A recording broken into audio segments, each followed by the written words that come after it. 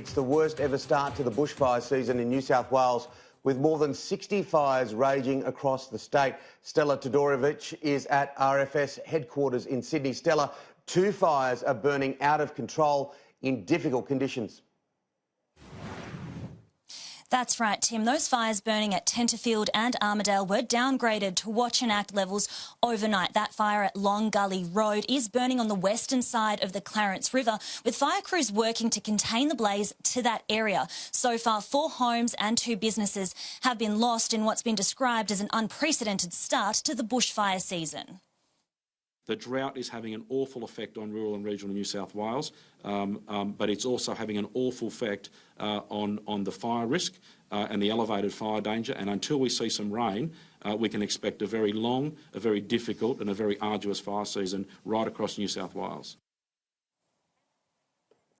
An evacuation centre has been set up at Tenterfield Showgrounds and will be open from 7 o'clock this morning. In Armidale, that Bees Nest fire, while it's been downgraded also, it's still burning on multiple fronts. And while the RFS says that those easing conditions overnight have helped the firefighting effort, this is still an unpredictable fire that is burning out of control. There was also a fire on the south coast in the Bega Valley yesterday, Tim, that escalated very quickly to an emergency level, but that remains at an advice level this morning. The Premier, Gladys Berejiklian, received a briefing here at RFS headquarters yesterday afternoon and says the government is prepared to do everything it can to protect these communities.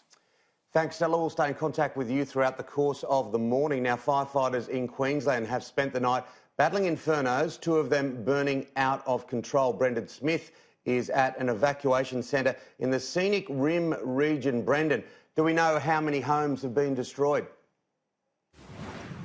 Tim, sadly, 15 homes and 5 structures have so far been destroyed here in Queensland. At the moment, the main focus for firefighters is fires in Stanthorpe and Binnaburra. Binnaburra is around 50 kilometres from where I am now. There's currently 27 vehicles on scene. There are 9 vehicles on the way. And at Stanthorpe, there's currently 1 vehicle on scene with none on the way at the moment. They have been downgraded to a Watch and Act level. However, both fires are still burning out of control, and they are, of course, extremely unpredictable. The people who have lost their homes, of course, have been moved to a number of evacuation centres. Here where I am at the Canungra Showgrounds, people can use this to take refuge from fires if they have been told to evacuate. Firefighters are starting to get ready for another busy day, both Queensland firefighters and firefighters from New South Wales. Let's hear from Queensland Premier Anastasia Palaszczuk.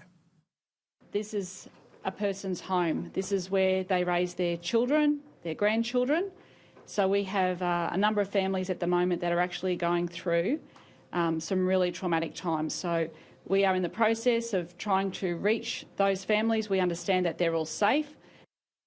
So people who are still in their homes, they are advised to make sure they have their bushfire safety plan and survival guide in place. They should be listening to local radio and keeping up to date on social media if they can. And sadly, at the moment in a number of Queensland regions, there is so far a 0% chance of rain. So it looks like another extremely busy day for Queensland and New South Wales firefighters.